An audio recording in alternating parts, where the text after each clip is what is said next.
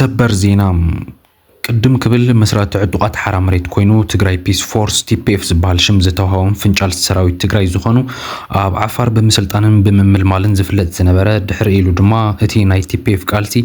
ተሓምሽሹን ተጨዊን እዩ ብምባል ምስ ላዕለዎት መራሕቲ ቲፒኤፍ ማለት እውን ምስ ጀነራል ወዳን ጦሩን ጀነራል ጻድቃንን ናብ ጎንፂ ብምእታው ክሳብ ናይ 4 ኣዋርሕ ማእሰርቲ በፂሕዎ ዝነበረ ተጋዳላይ ሸዊት ቢተው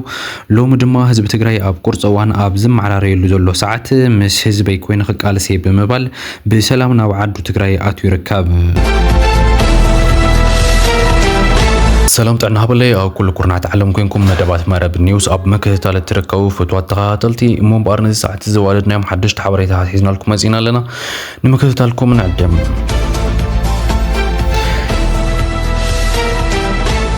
أبز سومن زي بفيدريشن مغربي توسينو بمرات أبورد تلا أخينة تمحلالة جزءات رستن تجراي زخنا معرب تجراين وسم كفالة رايان زملكت كاب كل كورنات علم زركب تجراوين والدابتاتون بزتسمع حيا للسمور تقاومو فرز فري مثل بزي مسرت دما منجزي تبقى كلا يوصلنا محلف كلا يكجمجم مخانون ينقرالو كاب ودب ولدو تجراي زتسمع حدا دس بالحبريتون زرقيبنا لنا بزعبازين اتحزلو هلو كنتاتن بزرزر كريوينا ግብጽ ኣብዚ ሰሙን ዘውፀቱ ተባሂሉ ክዘዋወር ቀኒዩ ዘሎ ኢትዮጵያ ኣፍ ደገ ባሕሪ ንምርካብ እትገብሮ ቃልሲ ክንድግፎ ኢና ዝብል ሓሳብ መዘራረብ ኮይኑ ከም ዘሎ ይፍለጥ ኮይኑ ግን ኣሕራም ኒውስ ፔፐርስ ተባሃለ ጋዜጣ ግብጽ ሎሚ ሒዝዋ ኣብ ዝወፀ ጸብጸብ ፍጹም ሓሶት ምዃኑን ግብጽ ከምኡ ዓይነት ቅዋም ከም ዘይብላ ገሊጹ ኣሎ ብዛዕባ እዚ እውን ብዝርዝር ክንሪኦ ኢና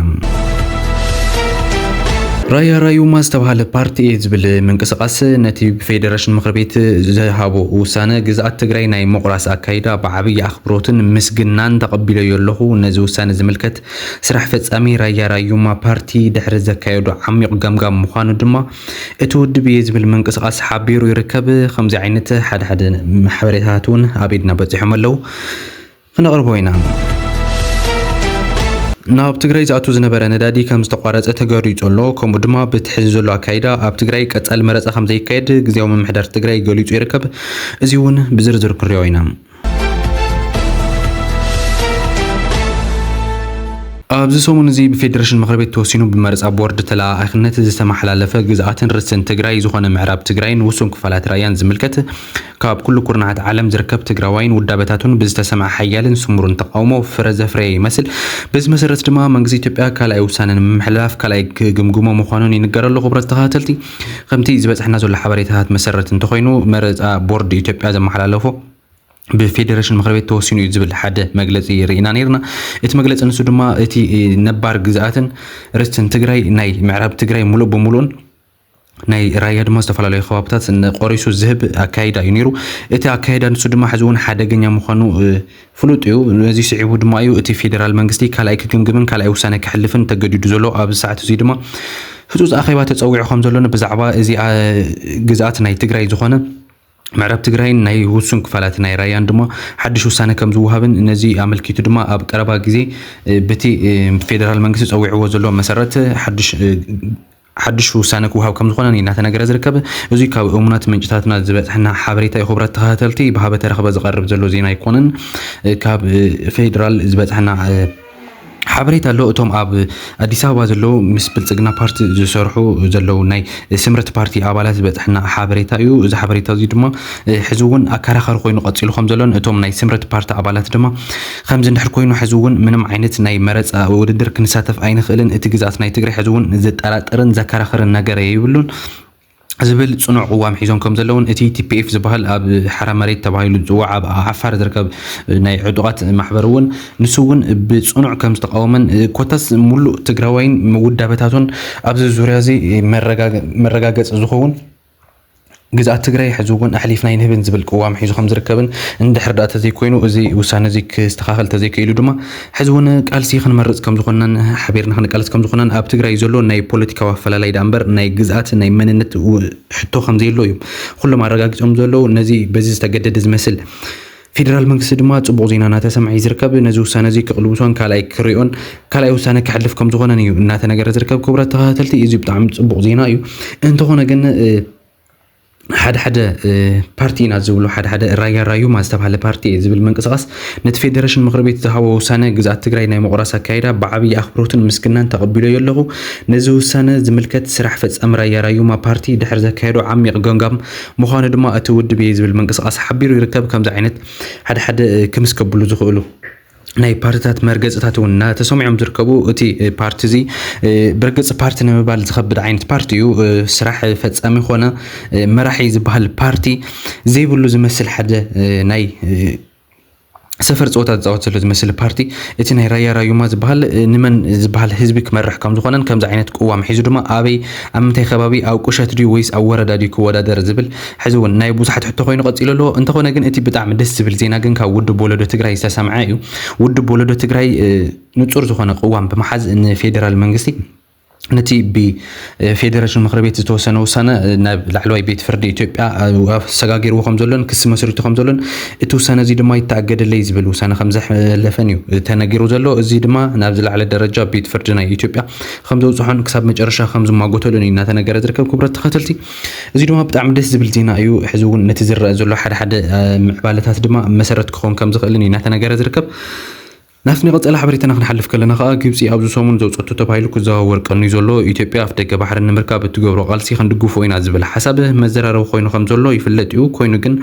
ኣሕራም ኒውስ ፔፐር ዝተባሃለ ጋዜጣ ግብፂ ሎሚ ሒዝዎ ኣብ ዝወፀ ፀብፃብ ፍጹም ሓሶት ምዃኑን ግብፂ ከምኡ ዓይነት ቅዋም ከም ዘይብላን እዩ ገሊፁ ዝርከብ ከም ዝፍለጥ ኣብዚ ሎሚ ቅነ ብዙሓት ፖለቲከኛታትን ማሕበር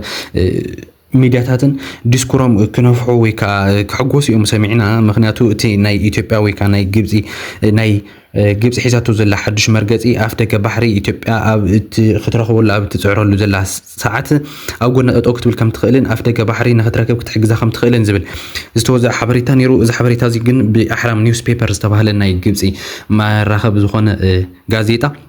ሎም ሒዝዎ ዝወፀ ፀብፃብ እቲ ሓበሬታ እዚ ግጉይ ከም ዝኾነን ግብፂ ምንም ዓይነት ቅዋም ከምዚ ከም ዘይብላን ኢትዮጵያ ናይ ምሕጋዝ ድሌት ኾነ ቅዋም ከም ዘይብላን እዩ ዝሕብር ዘሎ ክብረት ተኸታተልቲ እዚ እውን ሕዚ ነቲ ናይ ኢትዮጵያ መዛብዕ ዝበሃል ፖለቲካን እቲ ዝህብዎ ዘለዎ ሓደ መዛብዕን መደናገርን ዝኾነ ፖለቲካዊ ክያዱ ድማ ነዚ ቁርጾም ዘፍልጥን ሕዚ እውን ነቲ ሰሚሩ ክቃለስ ዝፀንሐ ብፅምዶ ተኸታቲሉ ኣብዚ ምብራቅ አፍሪካ ኾነ ኣብዚ ኣካይዳ ኣብዚ ዞባና ዝኽተሉ ዘለዉ ናይ ስዑድ ዓረብን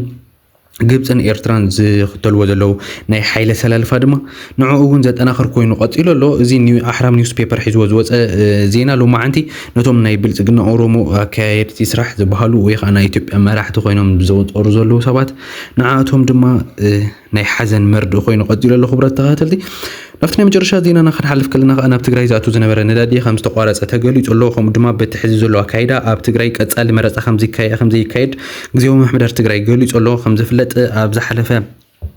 ጥሪ ጀሚሩ ናብ ትግራይ ዝኣቱ ዝነበረ ናይ ነዳዲ ኣገልግሎት ሙሉእ ብምሉእ ዝኾነ ብክፋል እናተቆራረፀ ፀኒሑ እዩ ሕዚ ግን ሙሉእ ብምሉእ ከም ዝተቆራረፀ እዩ ዝነገር ዘሎ ካብ ዝሓለፈ ጥሪ ጀሚሩ 12